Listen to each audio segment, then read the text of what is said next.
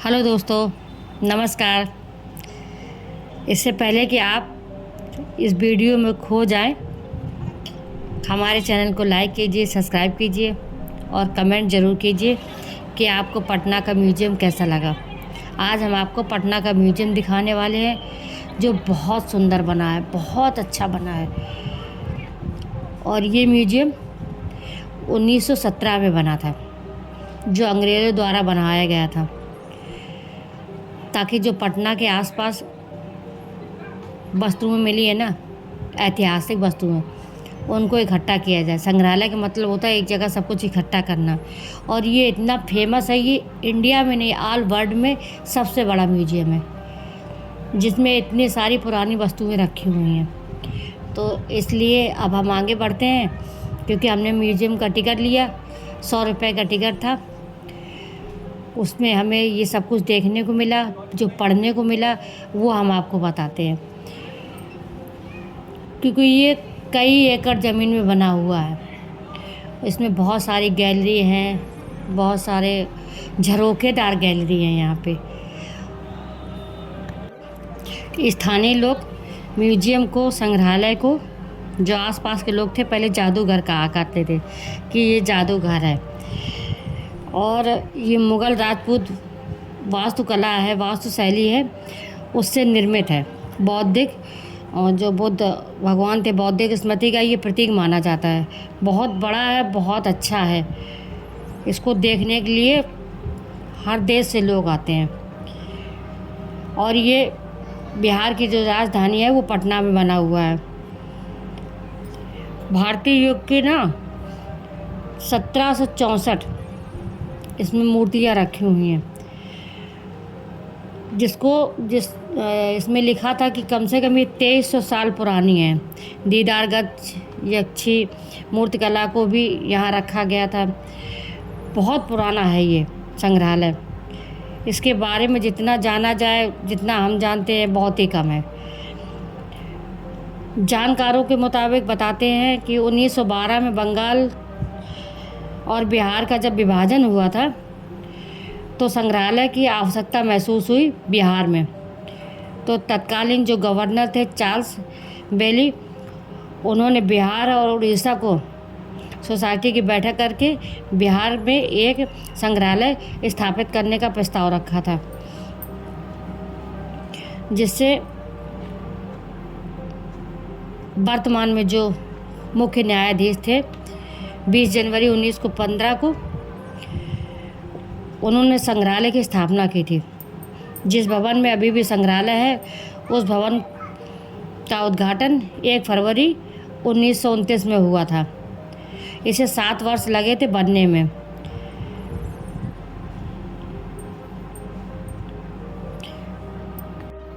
इस म्यूजियम में ना बहुत बड़ी बड़ी चीज़ें हैं। बहुत कई जगह तो इसमें 3D पिक्चर चलती है, जिसमें दिखाते हैं कि मुग़ल साम्राज्य में युद्ध कैसे हुआ था, कलिंग का युद्ध कैसे हुआ था, कौन सा राजा था जिन्होंने वहाँ पे राज किया। ये सब 3D में चलता है। और इतनी लाइटें लगी हुई हैं, इतनी लाइटें लगी हुई हैं, और बहुत शांति है और बहुत अच्छा लगता है। ये म्यूजियम अपने आप में, हमने पूरे हिंदुस्तान में कई जगह म्यूजियम देखा, पर ऐसा म्यूजियम हमने कहीं नहीं देखा। इतना बड़ा, इतनी उसमें संस्कृत के सजो के रखा गया, इकट्ठा करके रखा गया। बहुत बड़ा म्यूजियम था। ये राजा पत्रक थे जिन्होंने पटना को बसाया था। ऐसा बड़े बड़े पोस्टर लगे थे ना, उनमें लिखा था जिन्होंने बसाया था, जिनकी रानी का नाम पाटिल था। तो उन्होंने अपनी पत्नी के लिए ये नगर का निर्माण किया था। कहते हैं कि 490 ईसा पूर्व पटना का निर्माण हुआ था। 490 ईसा पूर्व, जब हर्यक वंश यहाँ राज करता था। अजातशत्रु यहाँ इस मतलब राजा के अजातशत्रु थे।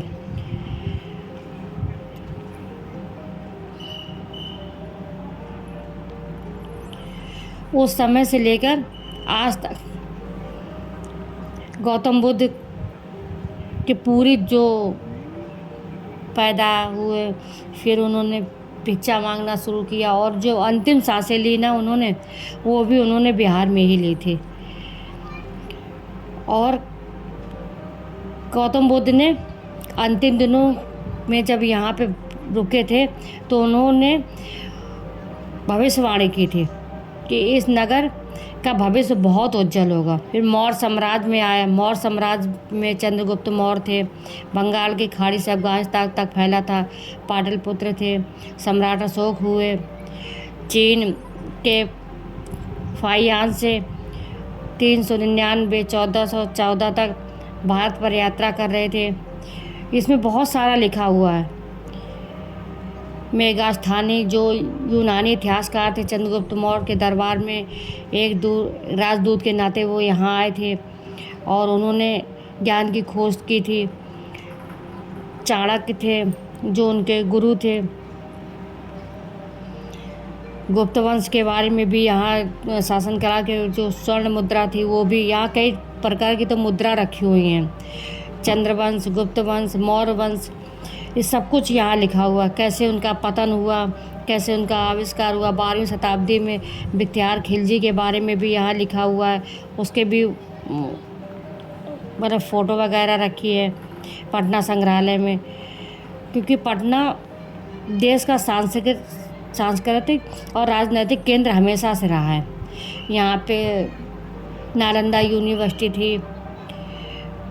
चक्रवर्ती सम्राट अशोक यहाँ के थे। देखो यहाँ पे एक वो रखी है मशीन, इसमें हमने अपना नाम डाला और पता यहाँ से एक पर्ची निकल के आएगी। उस पर्ची में देखना कैसे नाम लिखा होगा मेरा। ये ऐसा नाम लिखा है, इस भाषा में मेरा नाम लिखा है। बहुत अच्छा है। शेरशाह सूरी के बारे में भी लिखा है। उन्होंने गंगा किनारे एक किला बनाया था, दुर्ग बनाया था। अफ़गान शैली के बारे में लिखा है और किताबें रखी हैं। यहाँ उर्दू में एक बहुत बड़ा पत्थर रखा है, उसमें उर्दू में लिखा हुआ है। मुग़ल बादशाह अकबर के बारे में लिखा हुआ है। 1574 में अफ़गान दाऊद खान के कुचले जाने पर जब वो पटना आया था उसके बारे में भी लिखा है। हम कहाँ तक बताएं, इसमें बहुत कुछ लिखा है।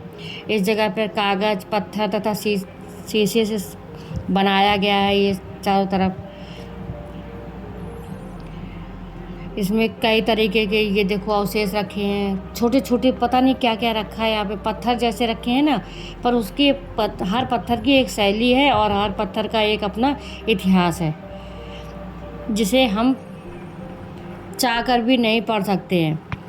इस म्यूजियम को समझना या जानना कोई वो नहीं है, क्योंकि इसमें बहुत बड़े इतिहासकार होंगे, वही लोग इसमें घुस सकते हैं। मुग़ल बादशाहों का औरंगजेब ने अपने प्रिय पोते अजीम को 1704 में इस शहर में भेजा था। शहर का नाम अजीमाबाद कर दिया। अजीम उस समय पटना के सूबेदार थे। इस कालखंड के नाम से पटना में कुछ विशेष बदलाव नहीं आया, क्योंकि उन्होंने नाम तो बदल दिया पर उससे कुछ हुआ नहीं। मुग़ल साम्राज्य के पतन के साथ ही पटना बंगाल के नवाबों के अधीन हो गया। इस क्षेत्र में भारी कर लगाया गया। ऐसे 17वीं शताब्दी में पटना अंतर्राष्ट्रीय व्यापार का केंद्र बन गया। अंग्रेज़ों ने 1660 में रेशम तथा कैलकों के व्यापार के लिए यहाँ फैक्ट्री खोली। इसका इतिहास बहुत है। बक्सर के निर्णायक युद्ध के बाद ईस्ट इंडिया कंपनी के अधीन चला गया। बहुत कुछ है। 1912 में विभाजन के बाद में इसको बिहार की राजधानी बना दिया गया। कुछ लोगों का कहना है कि पटना म्यूजियम को पहले जिसे जादूगर कहा करते थे उसकी डिज़ाइन दूसरी थी, उसमें ये भी डिज़ाइन रखी हुई है। अब ये 158 करोड़ की लागत से बनी बिल्डिंग है, जिसमें 6 गैलरी हैं और जिसमें जो गैलरी हैं उसमें बड़े बड़े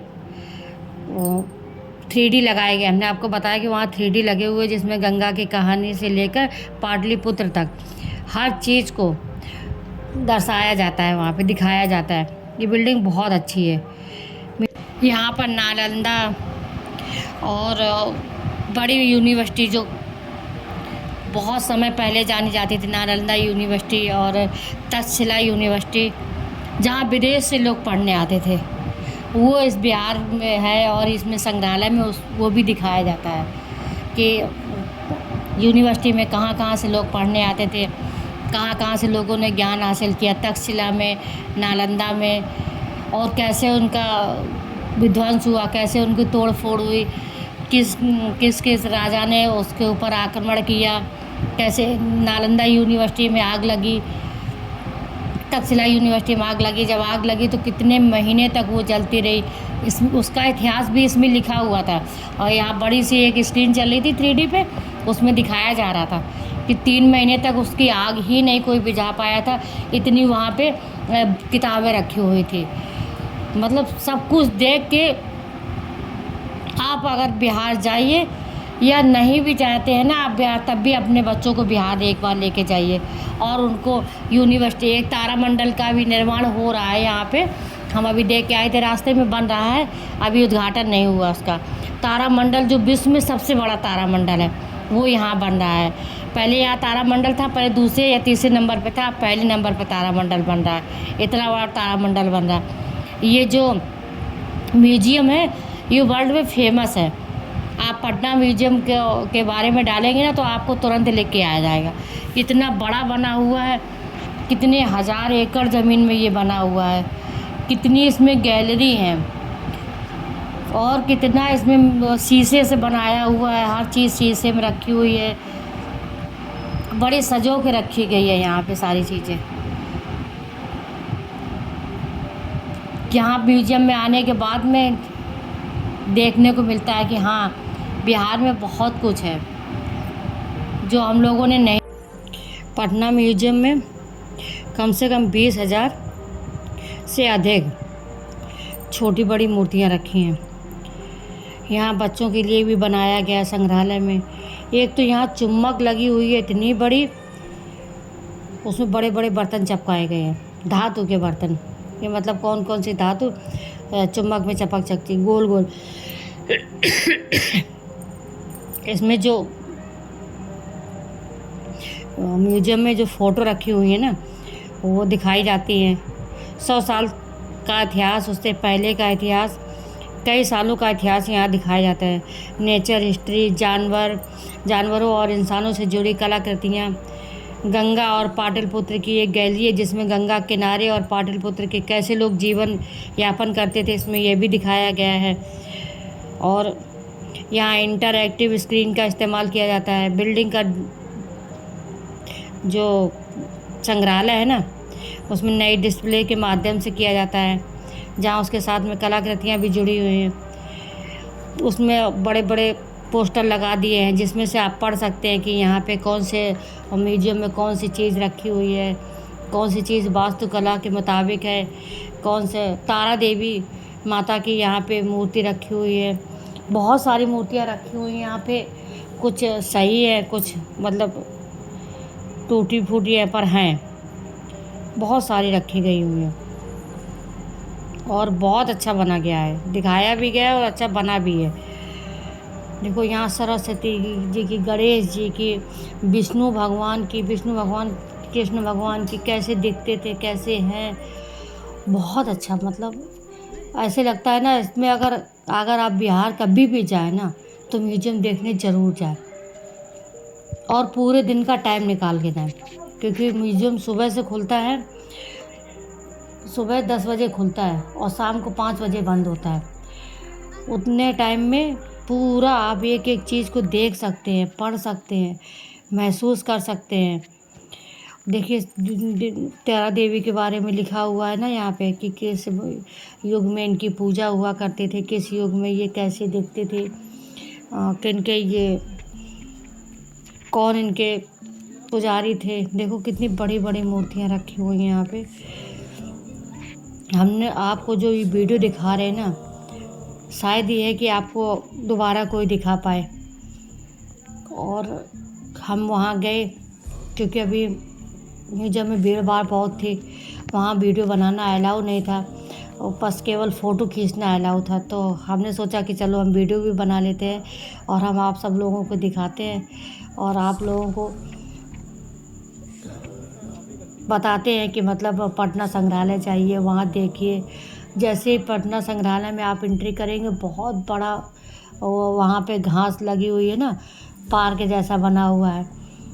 और फिर अंदर जाएंगे तो पहले टिकट लेंगे 100 रुपये का, फिर इसके बाद अंदर जाएंगे तो फुब्बारा लगा है, जो हमने वीडियो की शुरुआत में दिखाया है। वहाँ पे पानी चलता रहता है, 3D से पानी चलता रहता है और उसमें इंद्रधनुष बनता है, बहुत अच्छा लगता है। और ये आप पटना म्यूजियम में तो बहुत सी चीज़ें ऐसी रखी थी ना, जो केवल हम देख सकते हैं। उनके बारे में क्या इस्तेमाल होता था, कैसे इस्तेमाल होता था, ज़्यादा से ज़्यादा हम पढ़ सकते हैं, पर उनको समझ नहीं सकते हैं, क्योंकि बड़े बड़े पत्थरों में लिखा हुआ है, अरबी भाषा में, उर्दू भाषा में, हिंदी भाषा में। हिंदी भाषा में तो चलो ठीक है, हम लोग समझ सकते हैं, बाकी इतनी सारी भाषाओं में वहाँ लिखा हुआ है। इतने बड़े बड़े पत्थर अवशेष मिले हुए हैं वहाँ पे कि जिसने मतलब जब पहले से थी, जैसे नालंदा यूनिवर्सिटी और तक्षशिला यूनिवर्सिटी, राजा सम्राट अशोक के बारे में लिखा हुआ, उनका चक्र बना हुआ रखा है और स्तंभ बना हुआ है। और ये चारों दिशाओं को दर्शाता है, पूर्व पश्चिम उत्तर दक्षिण। इसमें चारों दिशाओं में जो जो हुआ, जो जो राजा हुए या युग कौन सा था, उसके बारे में यहाँ लिखा हुआ है और उसके अवशेष यहाँ रखे हुए हैं। आप ज़रूर पटना आइए और यहाँ पे घूमने जाइए और देखिए कि हमारे इतिहासकारों ने क्या क्या सजो के रखा हमारे लिए। कितना बड़ा इतिहास है हमारा। हमें गर्व होना चाहिए कि हम हिंदुस्तानी हैं और हमारा इतिहास ये है। एक बार इतिहास देखने के लिए हमें खुद जाना चाहिए और अपने बच्चों को भी लेके जाना चाहिए।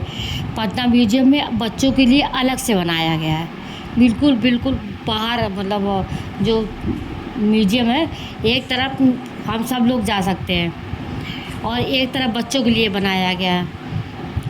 कबूतर बनाए गए, झूला बनाए गए उनके लिए, उनको दिखाया गया कि पेड़ कैसे बड़े होते हैं, उसकी जड़ कहाँ तक होती है।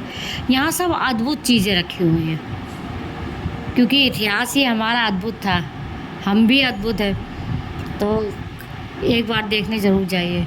और बहुत अच्छा है और बहुत शांति है, बहुत सुकून है और इतनी लाइटें लगी जगह जगह पे। तो यहाँ बैठने का इंतज़ाम किया गया है, जगह जगह पे चेयर पड़ी हुई है पत्थर की, आप उस पर बैठ सकते हैं। पूरा म्यूजियम एसी से ठंडाता है। वहाँ जाने के बाद में फुल एसी लगी पूरे म्यूजियम में भर में, एक भी आपको गर्मी नहीं लग सकती है। इतना बड़ा म्यूजियम है, क्योंकि बिहार में बहुत गर्मी पड़ती है। और इस म्यूजियम को देखने के लिए हज़ारों की तादाद में रोज़ लोग आते होंगे, हज़ारों की तादाद में, और हमेशा आते रहते हैं। ये तो अच्छा है कि सुबह 10 बजे खुलता, शाम को 5 बजे बंद हो जाता है, नहीं तो लोग यहाँ 24 घंटे देखने के लिए आते रहे। इतना अच्छा बना हुआ है। ये बाहर से भी देखने में बहुत अच्छा लगता है और अंदर से तो बहुत ही अच्छा है। यहाँ पे कैंटीन है, इसके अंदर आप कैंटीन में बैठ सकते हैं, खाना खा सकते हैं। देखो इसमें क्या लिखा है, हाँ इसमें संस्कृत में भी लिखा हुआ है, हिंदी, उर्दू और संस्कृत, फारसी, कई भाषाओं में यहाँ लिखा हुआ है। जो अवशेष मिलते रहे ना, जो पत्थर मिलते रहे ना, उन्हीं को तो म्यूजियम में रखा जाता है ना। जो पुरानी चीज़ें होती है उस पर रिसर्च होता है, उसको हम लोग देखने जाते हैं। तो इसमें बुद्ध जी के बारे में पूरा दिखाया गया, क्योंकि बुद्ध भगवान यहीं पैदा हुए थे, बिहार में बोध गया में उन्होंने आखिरी सांसें ली थी। यहाँ से थोड़ा ही दूर पे है बोध गया, तो बोधि वृक्ष भी है यहाँ पे, वो बोध गया में है। और यहाँ पे बुद्धा स्मृति पार्क भी है, जो भी बहुत बड़ा है, वो भी बहुत बड़ा है। पटना में बहुत सारी चीज़ें हैं जो हमें देखनी चाहिए। और सारी जो चीज़ें हैं ना, जो भी भवन बने हैं, जो भी यहाँ पे निर्माण कराया गया है ना, सब ऐतिहासिक है। सब हमारे इतिहास को दर्शाता है और इतिहास को दिखाता है, तो इसलिए हमें ज़रूर जाना चाहिए। और अगर आपको हमारा वीडियो पसंद आया हो तो लाइक कीजिए, सब्सक्राइब कीजिए और कमेंट कीजिए, और आप बताइए कि आपका अनुभव हमारे साथ कैसा रहा। देखो यहाँ मछलियाँ टंगी हुई हैं चांदी की, यहाँ सिक्के, और यहाँ पे छठ पूजा ज़्यादा होती है, तो इसमें छठ पूजा के लिए भी एक यहाँ स्क्रीन पे चल रहा था, अभी आपने देखा कि वो भी दिखाते हैं कि यहाँ बिहार में कौन सी पूजा ज़्यादा होती है, कौन सा त्यौहार अच्छे से मनाया जाता है। त्यौहार सारे मनाए जाते हैं पर छठ पूजा का ज़्यादा बड़ा महत्व है, सब कुछ इसमें लिखा हुआ है। तो आप आइए देखिए, ये हमने बताया था ना आपको, चुम्बक लगी हुई है, जैसे बहुत सारे बर्तन, देखो ये कितना अच्छा बनाया गया है। तो एक बार आइए और म्यूज़ियम घूमिए और बच्चों को भी घुमाइए, और हमारे वीडियो को लाइक कीजिए, सब्सक्राइब कीजिए और कमेंट ज़रूर से ज़रूर कीजिए, क्योंकि हम कोशिश करते हैं ज़्यादा से ज़्यादा आप सब लोगों को हर चीज़ दिखाने की। जहाँ भी हम जाते हैं ना, तो हम कोशिश करते हैं कि हम आपको वो सारी चीज़ें दिखाएं जो हमने देखी हैं। ये देखिए बच्चों के लिए बना हुआ है, और यहाँ पे सारे बच्चे लोग आए हैं, यहाँ पे सामान खरीदने के लिए बना हुआ। देखो बच्चों के लिए कितने कबूतर, तीतर, ये सब कुछ बने हुए हैं, इसमें बच्चे देखते हैं, घूमते हैं। देखो रंग लगे हुए हैं कई प्रकार के, ये पालकी, घोड़ा, राजस्थानी। ये देखो ये चल रही कठपुतली, देखो कैसे चलती है, बहुत अच्छा बना हुआ है। देखो स्कूली बच्चे बहुत आते हैं यहाँ पे, जो टीचर होते हैं ना, वो सब इकट्ठा ग्रुप में अपने बच्चों को लेके आते हैं यहाँ पे म्यूजियम घुमाने के लिए। तो आप भी अपने, अगर आप टीचर हैं तो आप भी अपने बच्चों को पटना म्यूजियम ले जाइए और वहाँ दिखाइए, जाके घुमाइए जाके। जब वो घूमेंगे तो आप लोग भी घूमेंगे। और बाकी तो ठीक है।